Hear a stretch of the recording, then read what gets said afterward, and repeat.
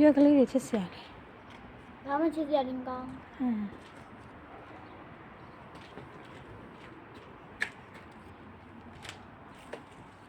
သူများပြောမယ်ကွာသူရွက်လေးရမှာလိမ့်လေးတွေနေစမ်းမှာ မင်းတို့ဒီကံတော့ကောင်းအချို့တူတွေလည်းခုကြရရ တော်ပြီ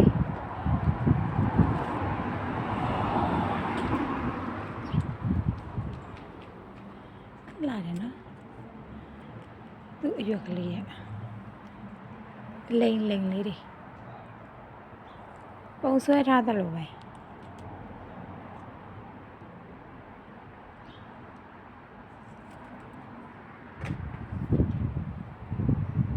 မအသေးလေးတွေလည်းရှိတယ်